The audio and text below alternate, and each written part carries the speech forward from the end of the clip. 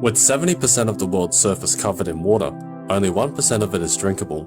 According to the World Economic Forum, water to date has become a major source of conflict in 45 countries in 2017 alone. Water scarcity is a growing serious problem as the world's population is expected to grow over 10 billion people by the year 2055. Hi, my name is Allan, and today my project is about using commercial 3D printing technologies to create the world's first ever direct 3D printed membrane for desalination. The problems facing membrane desalination today include the high carbon intensity and toxic chemicals used in membrane fabrication, the high cost of constructing desalination plants in poorer countries, capped water production rates from current conventional membranes, issues regarding membrane cleaning, and the complexity of fabricating desalination membranes. All of this could of course be solved through 3D printing. 3D printing is a manufacturing technique that adds layers of materials to create the final physical model based on the virtual part created in a CAD software. Currently, there are 3 conventional approaches to fabricating desalination membranes.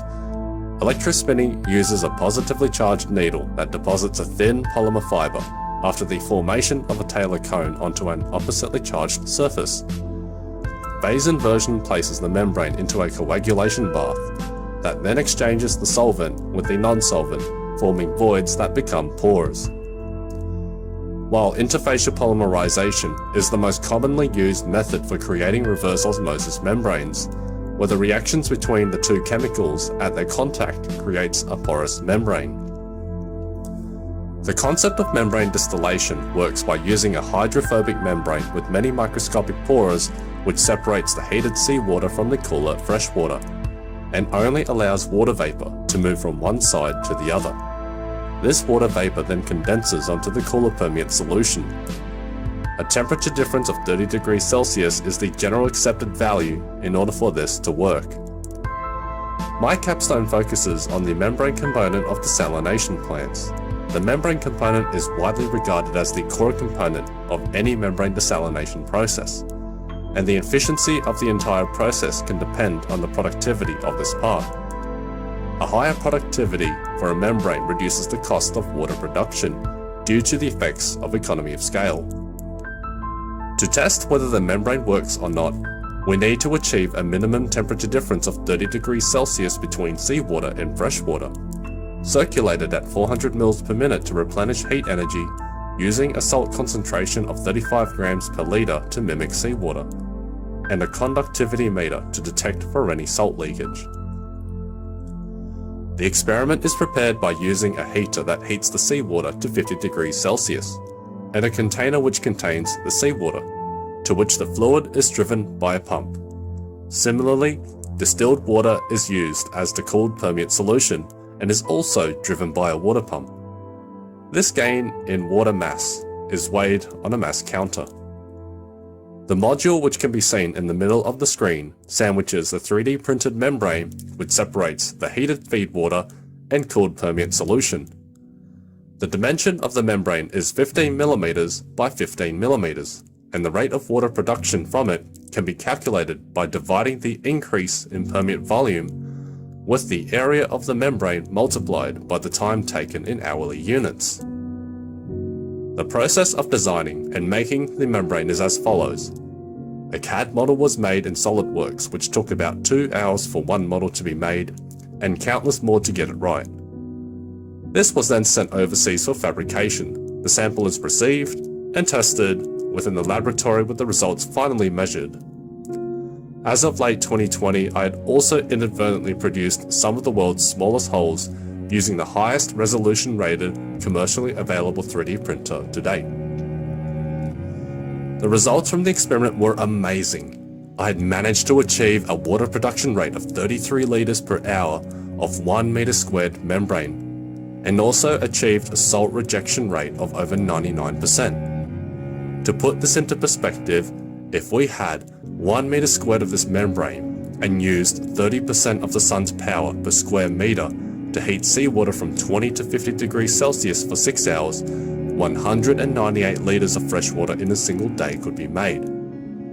To help communities generate fresh water off-grid, a solar panel with a 330 watt rating a 1 meter squared solid absorber water heater, a bucket, and a membrane module, which could also be printed, are all needed for the setup. A 330 watt solar panel is hooked up to low pressure pumps, which will circulate the heated seawater and cool up freshwater. The pump or container can then be placed inside a cooler water body, such as the ocean or river body. This membrane, which can be printed inexpensively using a 3D printer purchased from the store, can then be installed within the module, which can also be printed using the same printer. Therefore, the entire setup is ready to produce fresh water, provided it is near a saltwater body and there is an abundance of light. One might ask, what could the commercial and innovative uses be for 3D printed membranes? Why is this project so profoundly special? From a commercial perspective, membrane distillation can be used off-grid in poorer communities.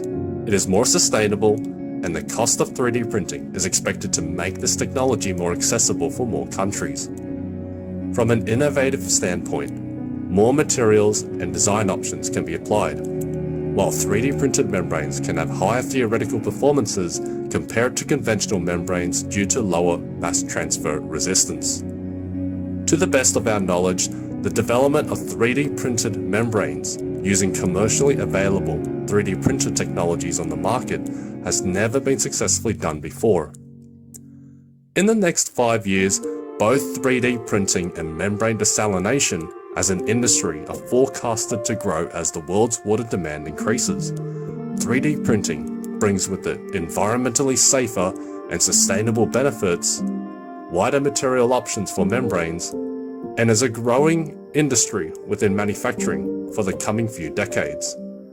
The opportunities to design custom nano features within desalination membranes also promises superflux-like properties, significantly improving the efficiency and performance of membrane distillation.